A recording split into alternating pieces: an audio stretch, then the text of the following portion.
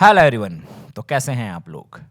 देखिए, आप लोगों को पता है कि दुनिया की हर चीज़ जो भी आप इस्तेमाल करते हैं, उसको पैकेजिंग फॉर्म में लाके एक अच्छा खासा मुनाफा बनाया जा सकता है।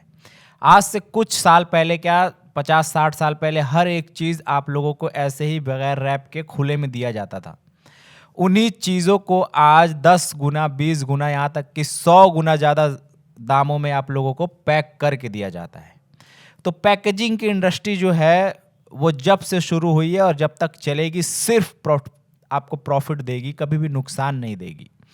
तो आइए आज बात करते हैं, क्योंकि बहुत सारे जो नए लोग होते हैं वो पैकेजिंग इंडस्ट्री में आना चाहते हैं, तो उनके कुछ सवाल होते हैं। स्टेप बाय स्टेप कई सारे इस वीडियो के पार्ट लेके आएंगे और आपको बताएंगे कि पैकिंग मशीन कितने प्रकार की होती हैं, कैसे काम करती है, और अगर आप लोगों को ये वाला प्रोडक्ट पैक करना है जो आपके दिमाग में है, या फिर वो वाला प्रोडक्ट पैक करना है जो आपके दिमाग में है, तो कौन सी मशीनें लगती हैं, किस तरीके से पैकेजिंग होती है, कैसे आप मार्केट में जाते हो, सारी चीज़ों पर डिस्कस करेंगे। तो आइए बिना किसी देरी के स्टार्ट करते हैं। देखिए, सबसे पहले जो नए लोग हैं जिनको पैकेजिंग का काम शुरू करना है, तो उनको ये डिसाइड करना होता है कि आप लोगों को पैक क्या करना है। वो ग्रैनुअल्स है, पाउडर है, या फिर लिक्विड है।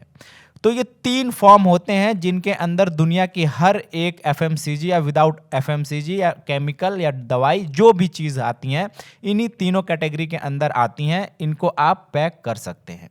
सॉलिड भी होता है, लेकिन सॉलिड बहुत ही रेयरली पैक होता है, उसके बहुत सारे अलग अलग फॉर्म अवेलेबल हैं मार्केट में।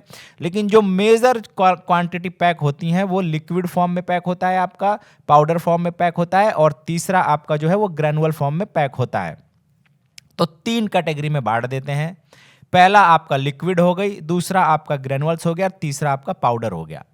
तो अब इस वाले वीडियो में बात करते हैं कि अगर आप लोगों को ग्रैनुअल्स की पैकिंग करनी है, ग्रैनुअल्स में जितने भी आपके अनाज आ गए, आपके जो खड़े मसाले आ गए, कैंडीज आ गई, आपका जो माउथ फ्रेशनर है वो आ गए, इस तरीके के जितने भी आइटम आते हैं वो सारे के सारे आ गए आपके ग्रैनुअल्स के अंदर। तो ग्रैनुअल्स में जब आप लोगों को आना होता है कि भाई मुझे माउथ फ्रेशनर की पैकिंग करनी है, या फिर आपको मसालों की पैक करनी है, जैसे खड़े मसाले, या फिर दालों की पैकिंग करनी है, चाय पत्ती की पैकिंग करनी है, चीनी की पैकिंग करनी है, जितने भी ग्रैनुअल्स आइटम आते हैं आपको अगर पैक करना है तो उसको आप किस तरीके से पैक कर सकते हैं। तो यहाँ सबसे पहले आप लोगों को ये डिसाइड करना होता है कि वो है कितने ग्राम आइटम आपका और कौन सा आइटम है। कभी भी आप किसी भी पैकिंग मशीन वाले के पास जाइए तो अपने दिमाग में जो आपके सवाल हैं उनको नोट डाउन कर लीजिए कि आपके पास, क्योंकि जब आप वहाँ पे जाएंगे तो अगर जेन्युइन मैन्युफैक्चरर होगा जो वाकई में आपका उस प्रोडक्ट को पैक करने में आपकी मदद करना चाहता होगा, तो आपसे कुछ सवाल पूछे जाएंगे। पहला सवाल होगा कि आपको पैक क्या करना है। तो आपको अपने आइटम को नोट करना है कि भाई मुझे चाय की पत्ती पैक करनी है, क्योंकि हर एक प्रोडक्ट की डेंसिटी अलग होती है। उसका जो मेज़र आप करते हो कप में, उसकी अलग अलग वॉल्यूम में वो पैक होता है। तो सबसे पहले नोट करिए कि भाई आपका आइटम क्या है। वो चीनी है, चाय पत्ती है, whatever you want to pack, जो आपको पैक करना है उसको नोट कर लीजिए सबसे पहला। दूसरा सवाल आपसे पूछा जाएगा कि आपकी क्वांटिटी क्या है। क्वांटिटी इसलिए क्योंकि आपका इनिशियल स्टेज है, बहुत सारा पैसा आपके पास है नहीं, तो आप लोड सेल मशीन नहीं ले सकते, क्योंकि लोड सेल के अंदर आप 1 ग्राम से लेके 1 किलो, 2 किलो, 5 किलो, 10 किलो, जैसा आप पैसा खर्च करोगे वैसी मशीन आप ले सकते हैं और पैक कर सकते हैं। उसके बहुत सारे डिसएडवांटेजेस भी है, एडवांटेजेस भी हैं, उस पर आगे बात करेंगे। अभी इस वीडियो में सिर्फ ये बात कर रहे हैं कि ग्रैनुअल्स की अगर आपको पैकिंग करनी है तो किन सवालों को पिक करना है और किसी भी मैन्युफैक्चरर के पास आपको जाना है।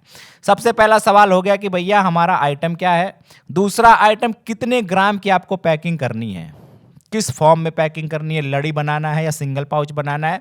ये कुछ सवाल हैं जो आप नोट कर लीजिए। कितने ग्राम, ये सबसे इंपॉर्टेंट सवाल है कि आपको ग्रामेज कितने पैकिंग करनी है, क्योंकि हर ग्राम के लिए अलग पैकिंग मशीन मार्केट में अवेलेबल है। कोई आपको एक ही मशीन में 1 से लेके 1000 ग्राम दे देगा, कोई आपको अलग अलग मशीन देगा, क्योंकि उसके लिए भी बहुत सारे आपके नुकसान हैं जो कि आगे वीडियो में बात करेंगे। कि रैपर चेंज होता है तो किस तरीके से आपके जो रैपिंग मटेरियल होता है वो वेस्टेज जाती है, किस तरीके से आप बार बार कप बदलते हो तो आपका मटेरियल पे जो आप सेटिंग करते हो तो टाइम वेस्ट होता है, बहुत सारी चीज़ें हैं।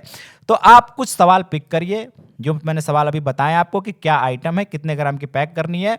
और आपको अभी इन्हीं चीज़ों को डिस्कस करते करते दिमाग में ये भी रखना है कि भैया मुझे मशीन कौन सी चाहिए, क्योंकि मशीनें बहुत सारी हैं मार्केट में। उसमें एफएफएस है, न्यूमेटिक है, कॉलर टाइप है, लोड सेल है, हज़ारों टाइप की मशीन्स अवेलेबल है।